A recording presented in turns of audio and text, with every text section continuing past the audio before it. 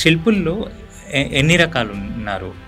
Like శిల్పాలు చెక్కటంలో కానీ, లేకపోతే దేవాలయ నిర్మాణం పూర్తిగా చేయటంలో. శిల్పీనాం శిలాపుత్రః. ఒకే శిల్పి అనేక పాత్రలు పోషించేవాడు. ఎలా? తానే చిత్రకారుడు, తానే హాయిగా ఒక సుధా శర్కర సున్నంతో బొమ్మ చేయగలడు. ఉలితో కొడితే ఓం అనే శబ్దం వస్తుందని. అంటే దాని అర్థం ఏంటి? లోపల ఏమాత్రం గ్యాపులు లేకుండా మాన అధికం రోగవర్ధకం మానహీనం ధనధాన్య నాశనం ప్రమాణాధికహీనంచ దృష్టాదృష్ట ఫల వినాశనం. విజయనగర రాజులు సోప్ స్టోన్ని వదిలేసి గ్రానైట్ రాయికి వచ్చారని, గ్రానైట్ రాయి లోపల చెక్కటం కష్టం, అలాగే గ్రానైట్ రాయితో తయారైన విగ్రహాన్ని ఛిద్రం చేయడం కూడా చాలా కష్టపడాలి. గ్రానైట్ అంతకు ముందే వాడారు. ఎవరు మీకు? మహేందర్ వర్మ, పల్లవ మహేందర్ వర్మ మండకపట్టు అని ఒక గుహాలయాన్ని తలిచినప్పుడు ఒక శాసనాన్ని వేసాడు. ఏం రాశాడు తెలుసా?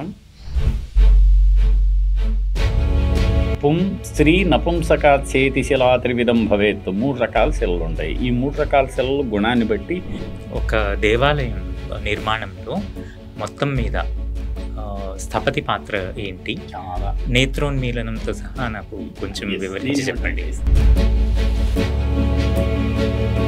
ఆలయం నిర్మించాలి అంటే మనం చేయం కదా, అది మనం చేయలేం. అంటే వృత్తుల నైపుణ్యాలన్నీ అలా వృద్ధికొచ్చినాయి. ఇతర ఉన్మీలనం అంటే కళ్ళు తెరవటం. ఎవరు కళ్ళు తెరుస్తారు? స్వామివారిని మనం అక్కడ శిల్పశాలలో అత్యద్భుతంగా లక్షణ సమన్వితంగా తీర్చిదిద్ది ఇక్కడికి తీసుకొస్తాం.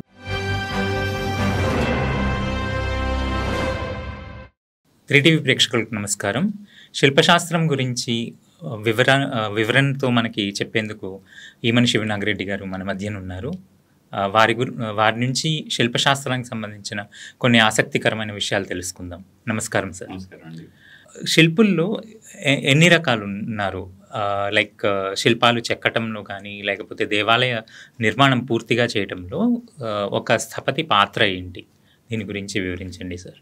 అయితే ఒక రకంగా ఆలోచిస్తేనేమో గతంలో ప్రీ ఇండిపెండెన్స్ పీరియడ్ వరకు చూస్తే మనం ఒకే శిల్పి అనేక పాత్రలు పోషించేవాడు. ఎలా?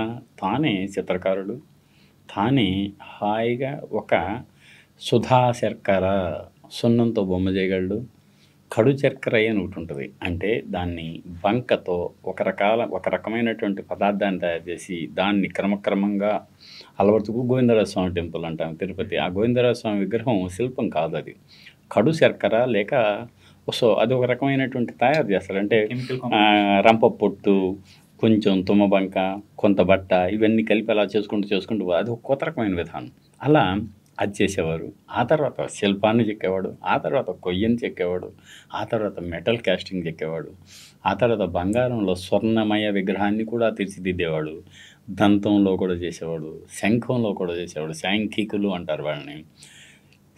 తర్వాత మణికార. ఏమిటి మణికార? మీకు స్ఫటికాలు ఉంటాయి. స్ఫటికాల్లో చేయటం it is not that much easy.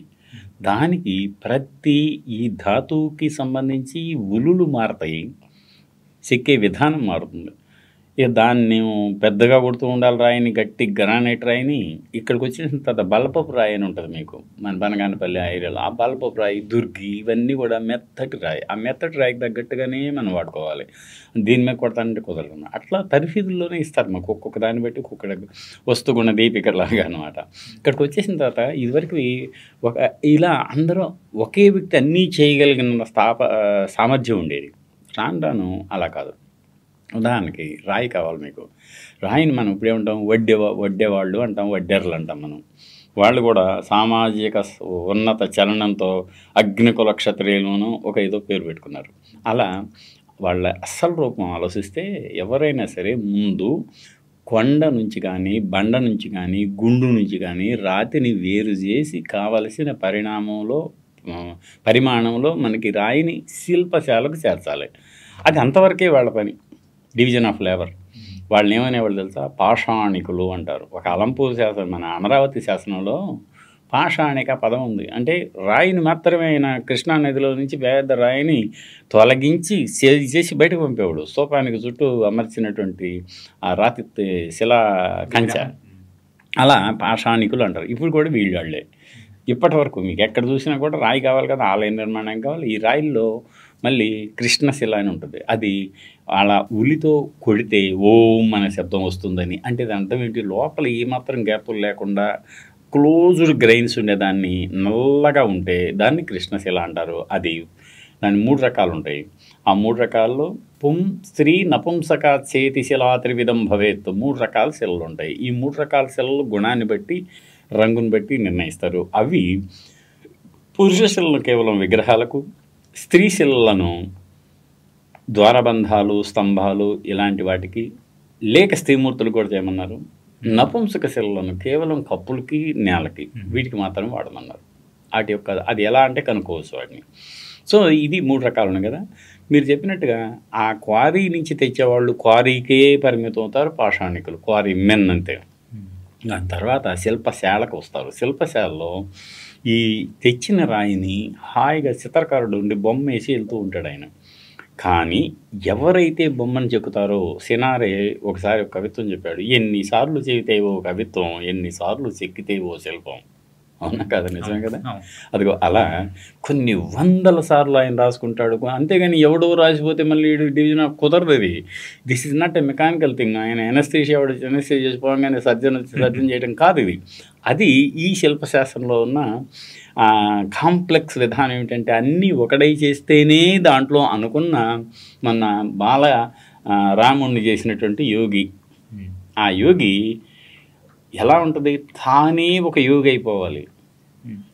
ఆ యోగికే ఆ యోగినాం దృష్టిగోచరం, బాల రాముడు ఎలా ఉండాలో ఆ అయోధ్యలో వాళ్ళంతా కలిపి మాకు ఇలా ఉండాలి అని చెప్పినటువంటి భావనని, ఆ వ్యక్తీకరణని ఈయన ముందు ఒక డ్రాయింగ్ వేసుకున్నాడు, మనసులో నింపుకున్నాడు.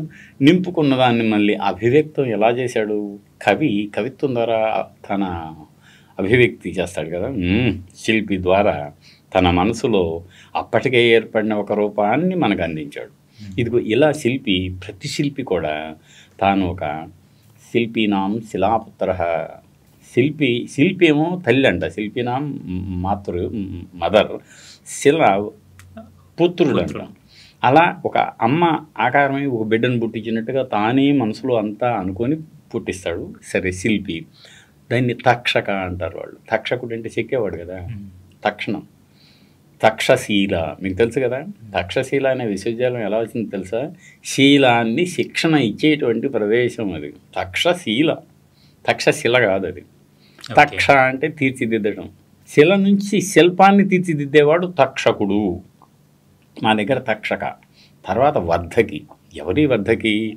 ఈ రాళ్ళన్నిటినీ చెక్కిన తర్వాత అటు బొమ్మ కావచ్చు, ఆలయ విడిభాగాలు కావచ్చు, వీటన్నిటినీ పొందించడే నెక్స్ట్ ప్రోగ్రెస్ చూపించేవాడు వర్ధకి.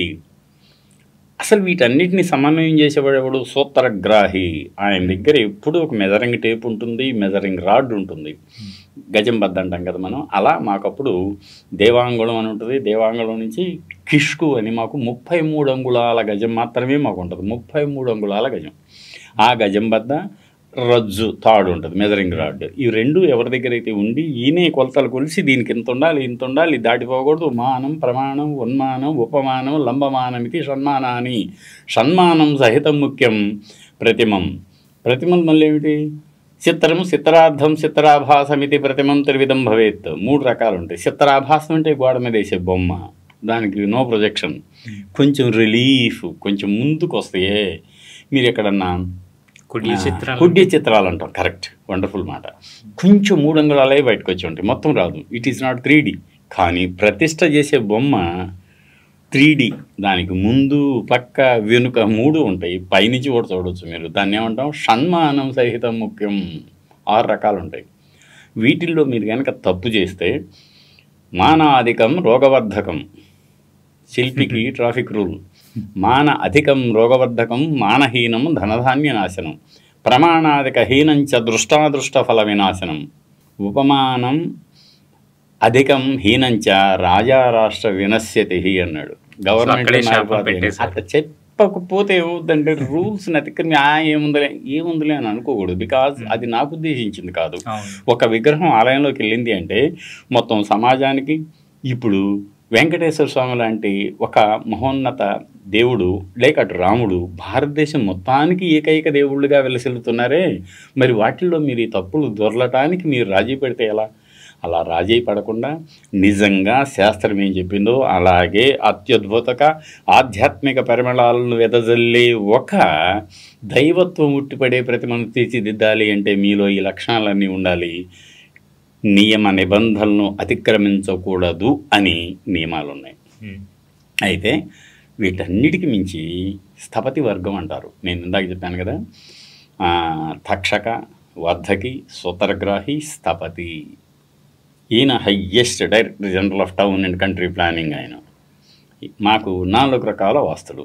యాన అంటే రథం, బండి, రకరకాలు. అవి యానం, ప్రయాణానికి సంబంధించినటువంటి అవి నిర్మాణాలే. రథం నిర్మాణమే కదా. ఆసనం, ఆసనం అంటే సింహాసనం ఎవరు చేస్తారు మీకు? శిల్పే. ఆ తర్వాత యాన, ఆసన, శయ్యన, బెడ్స్, వెరైటీస్ ఆఫ్ బెడ్స్. హంసతూలిగా తల్పంపై తొల తూగుతున్నాడే అంటామే, ఈ హంసతూలిగా తల్పం ఎవరు చేస్తున్నారు? శిల్పే. యాన, ఆసన, శయ్యన, ప్రాసాద. ప్రాసాదం ప్రసీదంతీతి ప్రాసాద. ఏది మీకు ఆనందం కలిగించదో దాన్ని ప్రాసాదం అన్నాం. అది సౌధం కావచ్చు, కుటీరం కావచ్చు. వీటన్నిటి నాలెడ్జి శిల్పి తెలుసుకొని ఉండకపోతే వెలితి అంటాం మనం. మీరే చెప్పండి, 100 రూపాయల బదులు 90 రూపాయలు ఇస్తే మీరు ఒప్పుకుంటారా? లేదు. అదిగో అలా ఆ పరిపూర్ణత కావాలి మనకి. ప్రతి దాంట్లో అటు కట్టడం కావచ్చు, శిల్పం కావచ్చు అని అనుకుంటే, ఒక వర్ణచిత్రం కావచ్చు. శిల్పి బహుముఖీన దాన్ని ఏమంటామంటే నేర్పరి అయి ఉండాలి. దాంట్లో నైపుణ్యాన్ని సంతరించుకొని ఉండాలి. నైపుణ్యం, నిష్ణాతులై అన్నీ ఉండాలి. అదిగో అలా మనకు గతంలో అమరశిల్పి జక్కన్న ఏమాత్రం చారిత్రక ఆధారం లేదు, కానీ హొయసల మన బేలూరులోను హలవీడ్లోను అమరశిల్పి జక్కన కొడుకే దక్కనాచార్యుడే చేశాడు. ఆయన చిన్న పిల్లగాడు ఉన్నప్పటి నుంచే దాంట్లో లోపల కప్పు ఉందని, ఒక లోపం ఉందని చూపించాడు. అలాగే సింహాచలం, కోణార్క మొదలైన దేవాలయాల్లో పైకి వెళ్ళలేక పక్కకు తొలిగి అది సరైన స్థానానికి రాకపోతే ప్రధాన శిల్పి తాను విఫలమైనప్పుడు ఖిన్నుడై, దుఃఖితుడై, అరే నా ఇంతటి ప్రాజెక్టు వృధా అయిందే అని బాధపడుతున్న నేపథ్యంలో ఆయన నిద్రలేసేలోపు వాళ్ళ కొడుకు వచ్చి దాన్ని సవరించాడు. ఓ మహారాజు అప్పుడు వచ్చి, శిల్పి ఎందుకు దిగులు నీకు, మీరు రాత్రి దాన్ని సరిచేశారు కదా అని చెప్పినప్పుడు నేను ఎప్పుడు సరిచేశాను అని తాను నిజంగానే ఆలయానికి వెళ్ళి నిన్నటి క్రమం కావటాన్ని గమనించి మదిలో పులకిస్తున్న నేపథ్యంలో ఇది ఎవరో కాదు, నీ కుమారుడే. నువ్వు ఆ కుమారుడిని చూడలేదు. ఎందుకు అంటే నువ్వు ఈ పథకానికి, ఈ ప్రాజెక్టుకు ఒప్పుకున్నప్పుడు నువ్వు మీ భార్య గర్భిణి, కానీ మమేకమై అత్యద్భుతమైనటువంటి ఒక సృష్టిని నేను కల్పించాలి అన్న ఉద్దేశంతో నువ్వు ఇక్కడికి వచ్చావు, మళ్ళీ ఇంటికి వెళ్ళలేదు.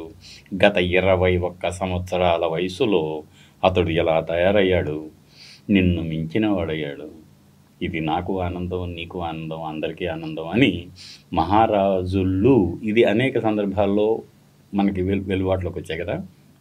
ఇవన్నీ కూడా ఏమైందంటే శిల్పి యొక్క ఔన్నత్యాన్ని తెలియజేయడానికి ప్రచారంలోకి వచ్చిన 3 గాథలు అన్నమాట ఇవి. జక్కన ప్రస్తావన ఎలాగో వచ్చింది కాబట్టి రామాయణంలో పిడకల వేటలాగా ఒక చిన్న ప్రశ్న.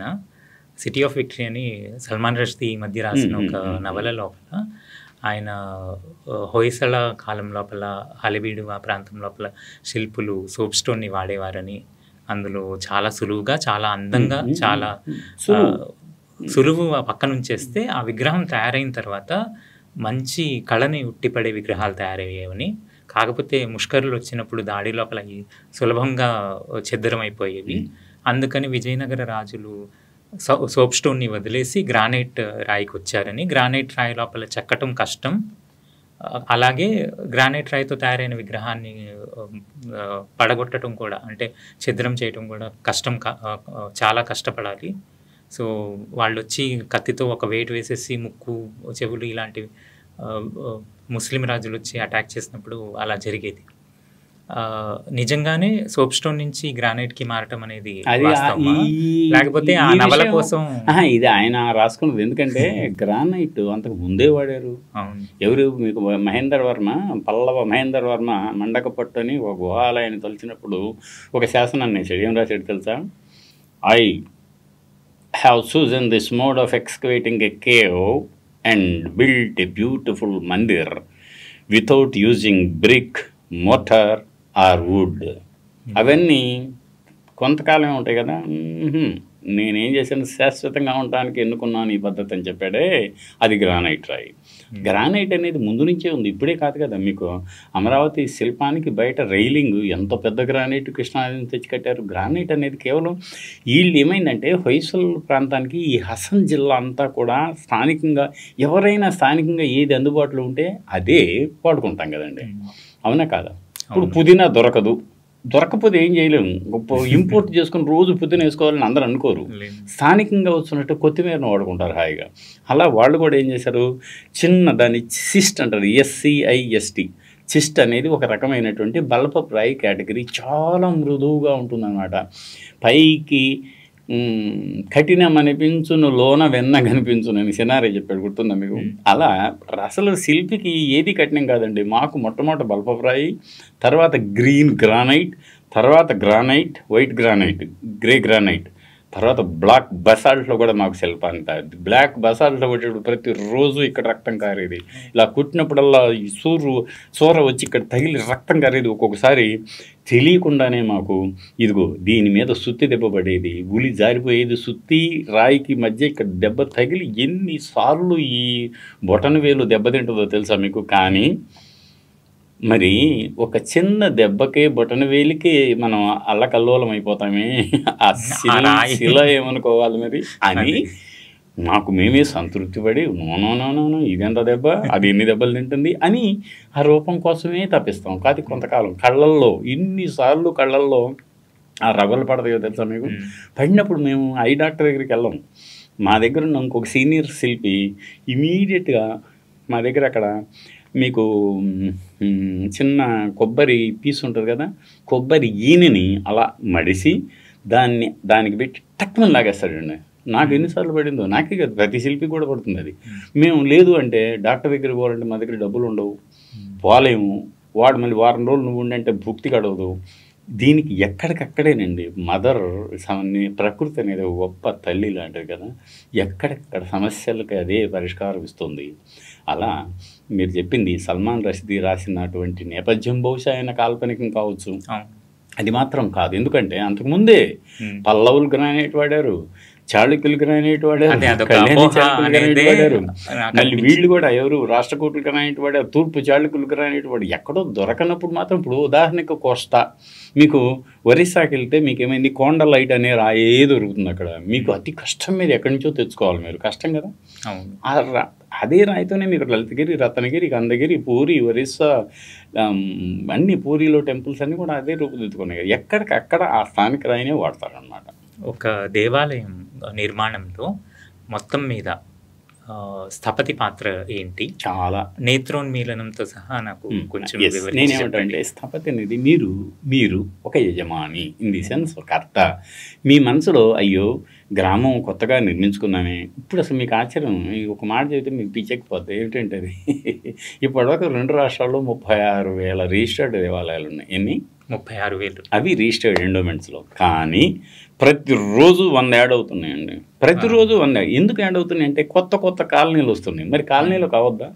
వీడు ఇంకో కాలనీ బాగుంటుంది, నేను ఎందుకు పోవాలి అంత దూరం, నేను BHLకి పోవాలంటే హైతనగర్ పోడు, కుంట్లూరులో నాకు గుడి కావాలంటాడు, హైతనగర్లో నాకు ఒకటి కావాలంటాడు. అట్లా దిల్సుఖ్ నగర్లోనే, శాతవాహన్ నగర్లో నాకు ఒకటి, చైతన్యపూర్లో నాకు ఒకటి. ఎక్కడికక్కడే స్థానికులు ఏం చేస్తారంటే మొబిలిటీ అంత దూరం ఎందుకు పోవాలి, మనకి హాయిగా ఉంటే సాయంత్రం వెళ్ళొచ్చు, పొద్దున్న వెళ్ళొచ్చు అన్నీ అనుకుంటారు కదా. అలా ప్రతిరోజు ఈ సెన్సస్ ఆఫ్ టెంపుల్స్కి ప్రతిరోజు 100 యాడ్ అవుతూనే ఉన్నాయి 2 రాష్ట్రాల్లో. Everyday new. ఒక 100 ఇవాళ సాయంత్రానికి 100 కొత్తగా వస్తున్నాయండి, రేపు మళ్ళీ 100 అంతమంది శిల్పులు ఉన్నారు. అలా జరుగుతూ ఉంటుంది అనమాట అది. సో అందులో వాళ్ళ పాత్ర ఏంటి? పాత్ర ఏమిటి అంటే మీరు యజమాని అన్నాను కదా, ఆ యజమాని మీరేమంటారు, కొత్తగా ఒక ప్రాంతం నగర నగర గ్రామ పట్టణాలు కొత్తగా ఏర్పాటైనప్పుడు దాంట్లో మీకు ఈ ప్రదేశాల్లో ఈ దేవాలయాలు ఉండాలని అనుకుంటారు. అది మీ ఇష్టాన్ని బట్టి ఉంటుంది. అది ఏ దిక్కులో ఉండాలనేది కూడా ఆల్రెడీ రూల్ ఉంది. దాంతో బట్టి మీకు ఆలయం నిర్మించాలి అంటే మనం చేయం కదా, అది మనం చేయలేం. అంటే వృత్తుల నైపుణ్యాలన్నీ అలా వృద్ధికొచ్చినాయి. వైద్యుడు మనం ఇంట్లో మనం చేయలేం అన్ని పనులు, ఏదో తెలుసు కదా అని చేయలేం. మనం వైద్యుడి దగ్గరికి వెళ్తాం అవసరమైతే, అలాగే దర్జీ దగ్గరికి వెళ్తాం, అలాగే స్వర్ణకారుడి దగ్గరికి వెళ్తాం. సిమిలర్లీ ఈ ఆలయ నిర్మాణానికి కానీ శిల్పాలు చెక్కడానికి కానీ దానికంటూ అందుబాటులో ఉన్నటువంటి నేర్పరులైన శిల్పుల దగ్గరికే వెళ్తాం. ఈ శిల్పుల్లో అత్యున్నతమైనటువంటి స్థాయిలో ఉండే ఆయన పేరు స్థపతి. ఈ స్థపతి ఇందాక నేను అన్నాను కదా ఆయన అన్ని పనులు చేస్తాడని. ఆయన దగ్గరికి వెళ్తే ఆయన ఎక్కడ ఎంచుకోవాలి అంటానికి మనం గతంలో చెప్పుకున్నాం. ఆలయాలు ఎక్కడెక్కడ ఎంపిక చేసుకోవాలనే దానికి కొన్ని విధి విధానాలు ఉన్నాయి. అక్కడ మాత్రమే ఆ నేలని మళ్ళీ పరీక్షించి, నేల 3 రకాలు ఉంటాయి: స్నిగ్ధం, అస్నిగ్ధం, స్నిగ్ధాసిగ్ధం. ఇది భూమి త్రివిధం, 3 రకాలు. ఏమిటి? స్నిగ్ధం అంటే ఏంటి? గట్టిగా ఉండేది. అస్నిగ్ధం కొంచెం లూజుగా, దాన్ని ఏమంటాం అంటే మనం చవట భూమి అంటాం. దాని తర్వాత అస్నిగ్ధం అంటే అటు ఇటు కలిపింది కూడా ఉంటుంది. దాన్ని బట్టి మీరు పునాది లక్షణాలు తీసుకుంటారు, దృఢత్వానికి మీరు చర్యలు తీసుకుంటారు. దాని తర్వాత ఫస్ట్ నేల సెలక్షన్, కర్షణం, భూమి దున్నుతారు. దున్ని అది మంచిదా కాదా తెలుసుకుంటారు. తర్వాత అంకురార్పణ చేస్తారు. అది బయటికి మొక్కలు రాగలిగిన దాన్ని బట్టి దాని యొక్క గుణాన్ని నిర్ణయిస్తారు. ఆ తర్వాత తవ్వుతారు, పునాదులు తవ్వి తీస్తారు, కడతారు. దానికి కర్షణ అది ప్రతిష్టాంతం. అంటే మొట్టమొదటి తవ్వి దాని గుణాన్ని తెలుసుకొని పనికి వస్తుంది అని అనుకున్న దగ్గర నుంచి మీకు సెంట్రల్ లైన్ గీసుకొని దిక్కు పరిచ్ఛేదనం చేసుకొని ఆ తర్వాత భూమికి పునాదులు తీసి వాస్తుపద విన్యాసం చేసి గర్భాలయ, అర్ధమండప, మహామండప, సభామండప, నృత్య మండప, వాహన మండప, గోపుర, ప్రాకార, పరివారాలయాల్ని భూమి మీదే మీరు గీసుకొని ఇదే రకంగా బయట మళ్ళీ వాటిని తయారు చేసుకొని తీసుకొచ్చి పొందించి నిర్మాణం అంతా అయిన తర్వాత విగ్రహాలను కూడా తెచ్చి ఒకే రోజు లోపలేమో మహాన్యాసం అంటారు, ప్రతిష్ట, పైన కుంభాభిషేకం, 2 ఒకేసారి ఏకకాలంలో జరుగుతూ ఉంటాయి. అదిగో దాంతో ఆ స్థపతి యొక్క పని ముగిసిపోతుంది అన్నమాట. దాని తర్వాత ఎవరు వీళ్ళు వస్తారు, అర్చకులు వస్తారు. అది ఆగమం, శిల్పశాస్త్రం నిష్క్రమిస్తుంది, అర్చకత్వం ఆగమం ఆగమిస్తుంది. అట్లా అన్నమాట. అంతటితో అయిపోతుంది. ఆ నేత్రోన్మీలనం ఘట్టం. నేత్రోన్మీలనం అనేది చిట్ట చివరి. అసలు ఇది ఏమైందంటే నేత్ర ఉన్మీలనం అంటే కళ్ళు తెరవటం. ఎవరు కళ్ళు తెరుస్తారు? స్వామివారిని మనం అక్కడ శిల్పశాలలో అత్యద్భుతంగా లక్షణ సమన్వితంగా తీర్చిదిద్ది ఇక్కడికి తీసుకొస్తాం. తీసుకొచ్చిన తర్వాత గ్రామానికి ఎప్పుడైతే వచ్చిందో శిల్పశాల నుంచి దాన్ని గ్రామ ప్రదక్షిణం, తర్వాత ధాన్యాదివాసం, జలాధివాసం, ఇలా అనేక రకాలైనటువంటి అధివాసాలు ఉంటాయి. వాటి యొక్క మళ్ళీ దాని యొక్క స్థిరత్వం కోసం అన్నిటి కోసం అంతా అయిన తర్వాత ప్రతిష్ట క్రమంలో అష్టాదశ క్రియలను ఉంటాయి. అవన్నీ అయిన తర్వాత ప్రతిష్ట కూడా చేసి దాన్ని గట్టిగా అష్టబంధనం అనే దాంతో బిగించి దాని కింద యంత్ర నిక్షిప్తం అయిన తర్వాత బిగించి విగ్రహాన్ని రెడీ చేస్తారు. రెడీ చేస్తే అది ప్రతిష్ట అయిన కాదు. ఏం చేయాలి? స్వామివారి కళ్ళు తెరవాలి. 2 రకాలు. స్వామివారికి అయితేనేమో కళ్ళు బొమ్మలు, సెంట్రల్ ఐబాలు 2 తెరుస్తారు. దాన్ని నేత్ర ఉన్మీలనం అంటారు. అది బంగారు ఉలితోనే, బంగారు సుత్తతోనే చేయాలి. అది కూడా శిల్పాచార్యుడే చేయాలి అని నియమ నిబంధనలు. కానీ ఇటీవల ఏమైంది? అది మీరు చేయడానికి వీల్లేదని చెప్పి యజమానులతో అయ్యవార్లు అంతా కలిపి వాళ్ళే చేసేసుకుంటున్నారు. మనం ఏం చేయలేము. అది డామినేషన్ అన్నమాట. ఎవరు ఏం చేస్తారు? కానీ ఆ యజమానికి గనక కొద్దిగా గొప్ప శాస్త్రం ఈ విషయ పరిజ్ఞానం ఉంటే కాదు ఇది శిల్పి చేయవలసింది ఇంతవరకు. తర్వాత మీరు పోస్ట్ నెటాల్ అంటానే మీ కార్యక్రమం మీరు తర్వాత చేసుకుందరు కానీ అంటే బాగానే ఉంటుంది. అలా కాకుండా అవి ఎవరైతే ఆ బంగారు ఉలి సుత్తే చేస్తారో అవి వారికే చెందుతాయి అన్నటువంటి ఈ మిషతో అయ్యో వాడికి వెళ్తున్నాయి కదా నాకు రావాలి కదా అని అయ్యవార్లు అలా వస్తున్నారు. నేను ఏదో వాడి గురించి విడిగా చెప్పటం కాదు, ఇది విధానం. ఆ విధానాన్ని పాటిస్తే బాగుంటుందని చెబుతున్నాను. అంతకంటే ఏం చేయలేం కదా. అమలు జరిగితే మంచిది, జరగకపోతే ఏం చేయలేం. శిల్పి ఎప్పుడూ రాజీ పడుతూనే ఉంటాడు. అయితే దీని తర్వాత ఈ మూర్తికి అమ్మవారు కావచ్చు, అయ్యవారు కావచ్చు చేస్తాం. అది దాంతో ప్రాణప్రతిష్ఠ అంటారనమాట. అది ప్రాణం వచ్చేసింది మీకు. సకల కళ సమన్వితం, సకలం, నిష్కలం అంటే అసలు కళయే ఉండదు, దానికి ఉన్న ఆకారం. లింగం మీద మరి ఎట్లా మీరు ఈయనకంటే కళ్ళు తెరిచారు. లింగానికి ఏమిటంటే లింగానికి ఎదురుగా నిలువుగా ఒకటి, సైడ్కి ఒకటి ఉంటాయి చూసారా మీరు, దాన్ని బ్రహ్మసూత్రాలు అంటారు. బ్రహ్మసూత్రం కాదు, లక్షణోద్ధారణ రేఖ అంటారు దాన్ని. అదిగో లక్షణోద్ధారణ రేఖ ఉన్మీలనం రెండు ఒకటే అనమాట.